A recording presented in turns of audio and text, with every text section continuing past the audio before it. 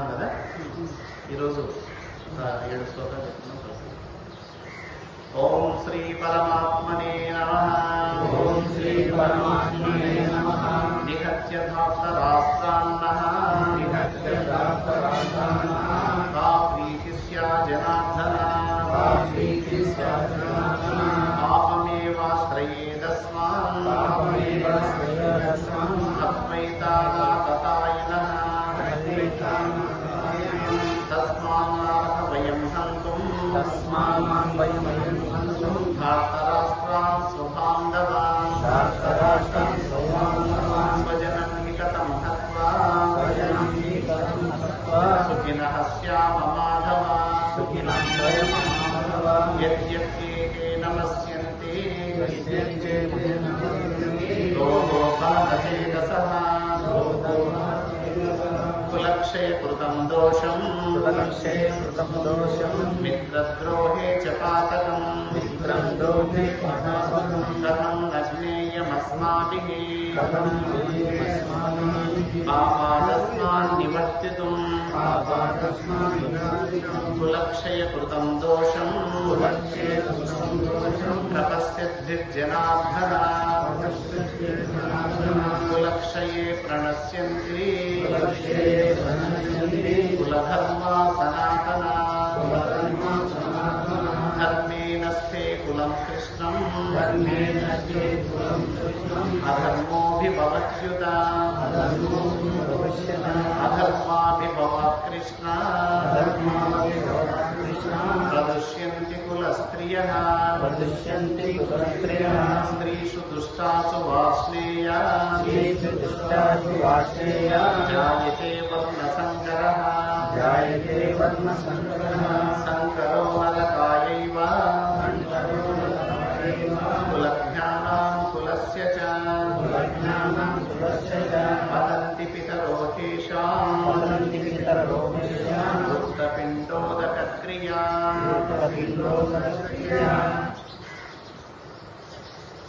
వినండి ఇంకా. నిహత్య ధార్తరాష్ట్రాన్నః కా ప్రీతి స్యాత్ జనార్దన పాపమేవాశ్రయేదస్మాన్ అద్వైతానాతతాయినః. అర్జునుడు శ్రీకృష్ణ భగవానుడితో చెప్తున్నాడు, ధార్తరాష్ట్రాన్నః, ధార్తరాష్ట్రులను అని అంటే ధృతరాష్ట్రునికి జన్మించినటువంటి వీళ్ళందరినీ చంపి, ఓ జనార్దన మనం ఏం సుఖం పొందుతాము? ఈ ధృతరాష్ట్రుని యొక్క పిల్లలంతా యుద్ధంలోకి వచ్చారు కదా, వీళ్ళందరినీ వధించడం వల్ల మనం పొందేటటువంటి సుఖం ఏముంటుంది అని ప్రశ్నిస్తున్నాడు శ్రీకృష్ణ పరమాత్మ. మన పల్లెల్లో అంటున్నాం, వాడిని చంపి మూట కట్టుకొని పోయేది ఏముంది?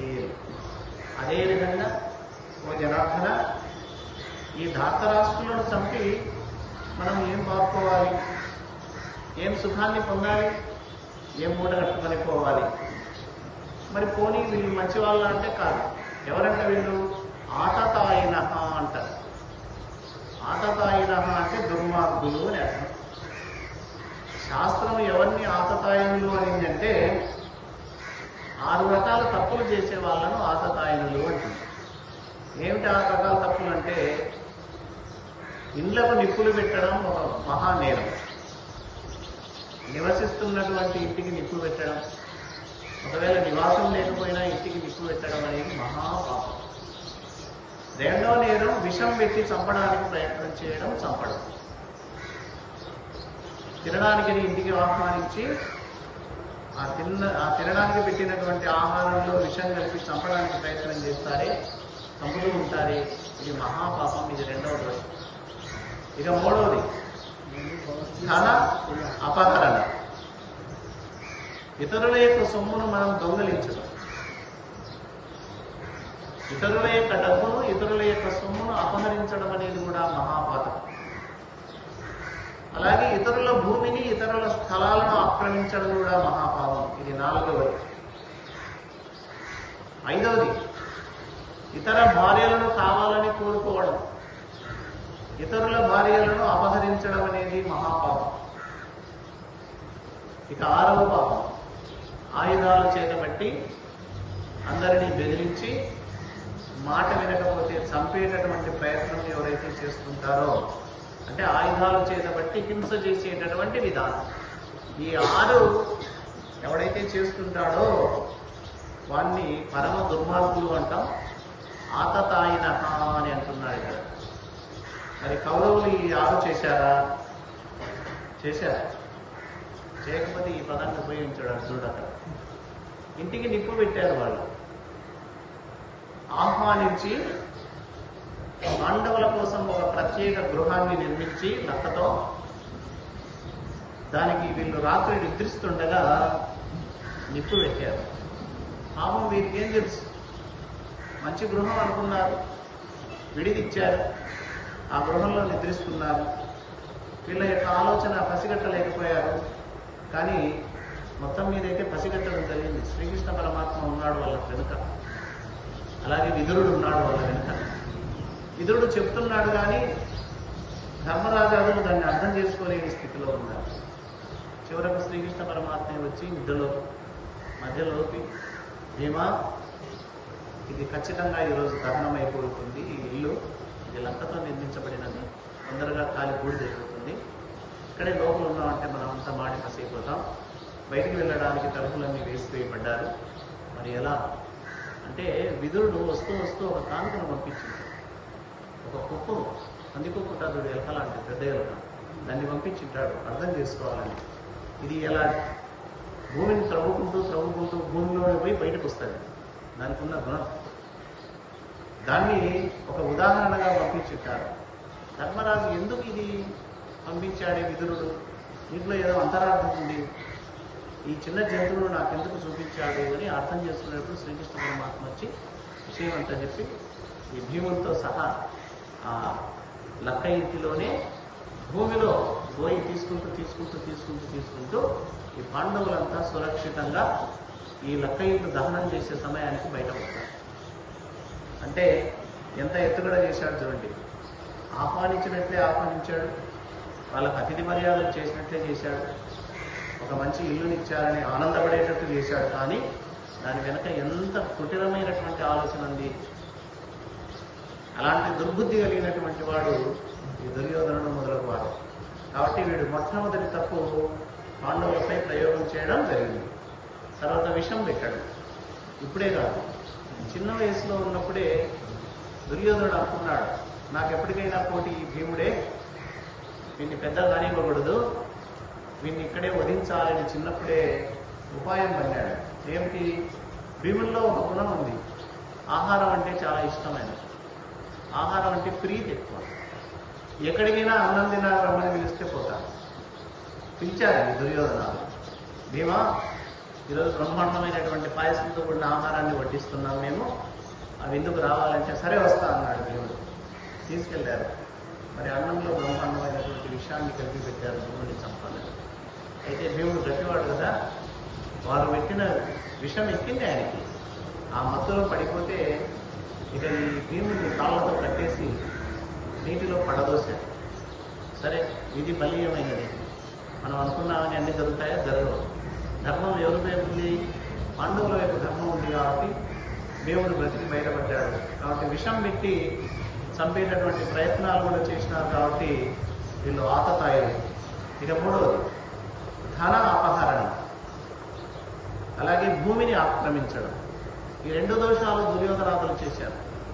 వాస్తవంగా ధర్మరాజు రాజసూయాగం చేసి ధర్మరాజు తమ్ముళ్ళు అందరూ కలిసి రాజ్యాన్ని బాగా అభివృద్ధి చేశారు.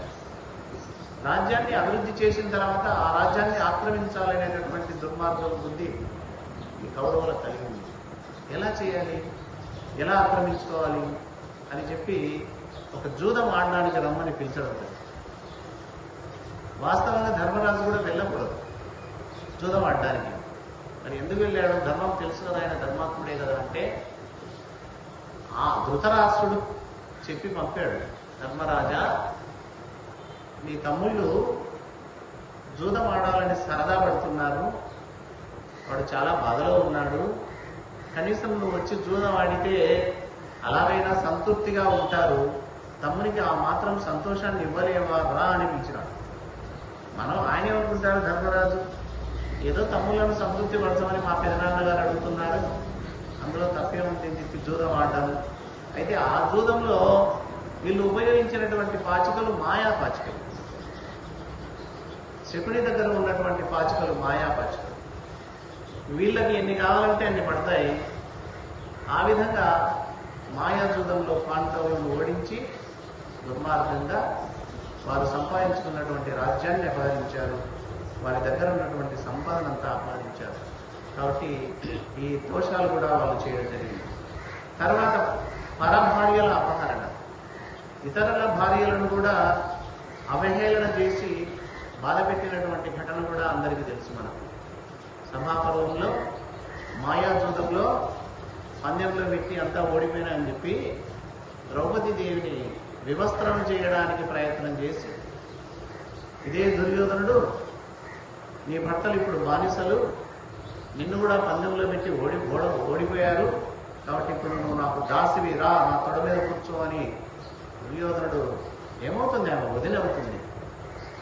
మరి ఎలాంటి విలువ ఇచ్చాడు, తల్లిలా చూసుకోవాల్సినటువంటి వదిలిను అంతమంది ముందర సభా మధ్యంలో అలా ఆమెను అవమానించడం జరిగింది. కాబట్టి ఇటువంటి దుర్మార్గపు కృత్యం కూడా ఆ దుర్యోధనాలు చేశాడు. తర్వాత హింస, ఆయుధాలు ఉపయోగించి చంపడానికి ప్రయత్నం చేశారు. 12 సంవత్సరాల అరణ్యవాసం, 1 సంవత్సరం అజ్ఞాతవాసం చేయాలి అని ఒక నియమం ఓడిపోతే జూదంలో. 12 సంవత్సరాల అరణ్యంలో హాయిగా వాళ్ళని వదిలిపెట్టారా? లేదే. ఎప్పటికప్పుడు సైనికులను పంపిస్తూ వీలైతే చంపడానికే ప్రయత్నం చేశాడు వాళ్ళందరినీ అరణ్యంలో. ఎవరు? దుర్యోధనుడు.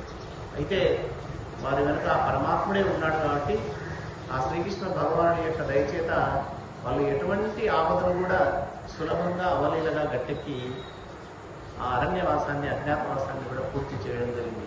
కాబట్టి ఇంటికి నిప్పు పెట్టి దుర్మార్గం పని చేశారు, విషం పెట్టి చంపేటటువంటి దుర్మార్గ కృత్యం చేశారు, ఇతరుల ధనాన్ని అపహరించారు, ఇతరుల రాజ్యాన్ని, భూమిని ఆక్రమించుకున్నారు, పరభార్యలకు ద్రోహం చేశారు, అలాగే హింస చేత అందరినీ చంపాలని ప్రయత్నం చేశారు. కాబట్టి ఈ 6 దుర్గుణాలు వాళ్ళు చేశారు. కాబట్టి వాళ్ళని ఇక్కడ ఏమని సంబోధిస్తున్నా అంటే ఆతతాయన, వాళ్ళు చెడిపోయినారు, వాళ్ళు ఆతతాయనులు, వాళ్ళు దుర్మార్గులు. అలాంటి దుర్మార్గులను చంపి మనకేం లాభం వస్తుంది? మనకు పాపమే కదా. తెలుసో తెలియకో అజ్ఞానంతోనో వాళ్ళేమో తప్పుడు మార్గంలో వెళ్తున్నారు, వాళ్ళని చెప్పి మనం కూడా పాపం కట్టుకోవాలా అని ప్రశ్నిస్తున్నాడు. ఎవరిని? శ్రీకృష్ణుడు. ఎవరు? అర్జునుడు. ఇంకేమంటున్నాడు? తస్మాన్నార్హ వయం హంతుం ధాతరాస్త్రాన్ స్వబాంధవాన్ స్వజనం హి కథం హత్వా సుఖినస్యామ మాధవాన్. ఓ మాధవ, స్వబాంధవాన్, ఇక్కడ వచ్చింది రోగం. స్వబాంధవాన్, మన సొంత బంధువులే కదా వీళ్ళు, దూరం వాళ్ళు కాదు కదా. స్వజనం, మన సొంత జనులే కదా వీళ్ళు. ఈ స్వబాంధవాన్, ఈ స్వజనం, మన సొంత బంధువులను, మన సొంత మనుషులను చంపి మనం ఏం మూట కట్టుకోవాలి, ఏం సుఖాన్ని మనం అనుభవించాలి? ఈ ధార్తరాష్ట్రులను చంపితే మనకు వచ్చేటటువంటి సుఖం ఏముంది స్వామి మాధవ? మన బంధువులు వీరు, పైగా మనవాళ్ళు. మరి వీళ్ళను మనం చంపడం నా ఉద్దేశంలో న్యాయంగా అనిపించడం లేదు, ఇది మనకు తగిన పని కాదు అని చెప్తున్నాడు. యద్యప్యేతేన పశ్యంతి లోభోపహత చేతసః కులక్షయ కృతం దోషం మిత్రద్రోహే చ పాతకం కథం నజ్ఞేయమస్మాభిః పాపాదస్మాన్ నివర్తితుం కులక్షయ కృతం దోషం ప్రపశ్చిద్భిర్జనార్దన. అంతేకాకుండా ఈ కౌరవులకు ఒక దుర్మార్గమైనటువంటి బుద్ధి, దుష్టత్రయము అని గుణాల్లో కామము, క్రోధము, లోభం. కామ, క్రోధ, లోభం 3 ఉన్నాయి.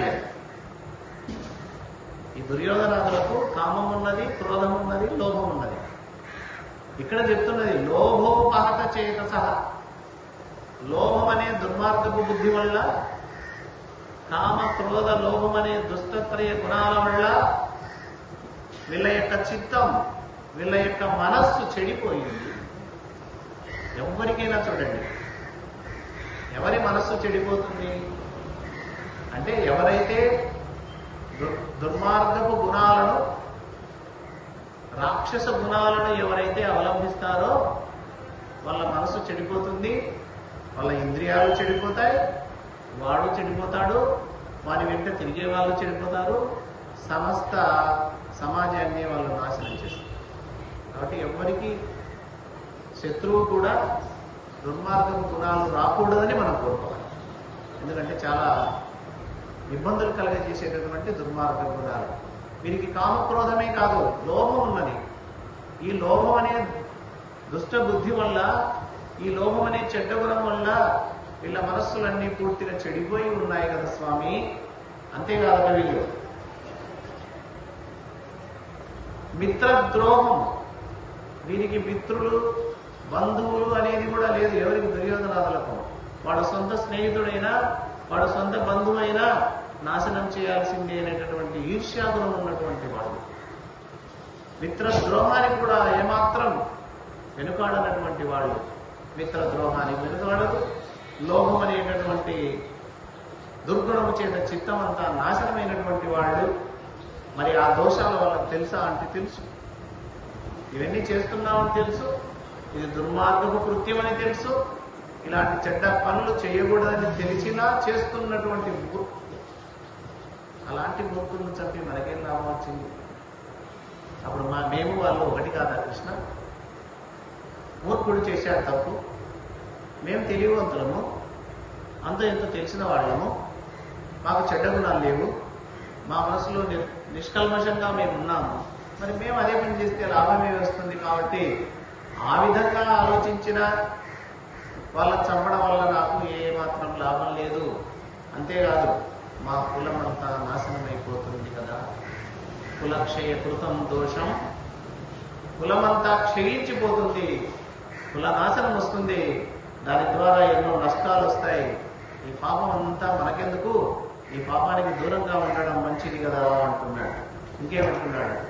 కులక్షయే ప్రణశ్యంతి కులధర్మా సనాతన ధర్మే నస్థే కులం కృష్ణం అధర్మోభిభవత్యుత.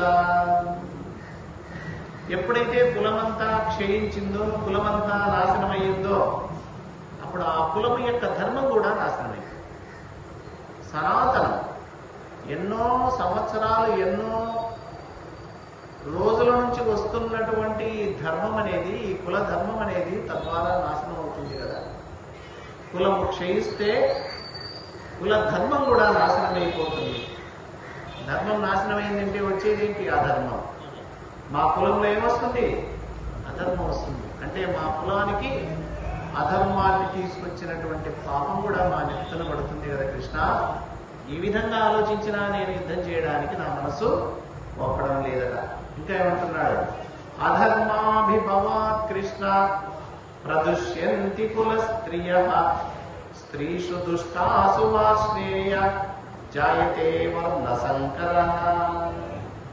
ఎప్పుడైతే కులంలో అధర్మం పెరిగిపోయిందో, కులంలో అధర్మం పెరిగిపోతే ఆ కులంలో ఉన్న స్త్రీలంతా చెడిపోతారు. కుల స్త్రీలు చెడిపోతారు. కులంలో అధర్మం పెరిగిపోతే కుల స్త్రీలు చెడిపోతారు. మరి ఆ స్త్రీలు చెడిపోతే వర్ణ సంకరం జరిగిపోతుంది కదా. అంటే దీని ద్వారా నష్టమే. కులం నాశనం అవుతుంది, కులక్షయం వల్ల అధర్మం వస్తుంది, కులంలో అధర్మం వ్యాప్తి చెందితే స్త్రీలు చెడిపోతారు, ఆ స్త్రీలు చెడిపోతే వర్ణ సంకరం. అప్పుడు ఒక వర్ణం అని ఉండదు. ఆ వర్ణాలు ఈ వర్ణాలతో, ఈ వర్ణాలు ఆ వర్ణాలతో సంబంధ బాంధవ్యాలు ఏర్పాటు చేసుకుని వర్ణ సంకరం ఏర్పడుతుంది కదా. మరి అలాంటి వర్ణ సంకరానికి కూడా నేనే కారణం అవుతానేమో. కాబట్టి నాకు యుద్ధం చేయడం ఏమాత్రం మనసు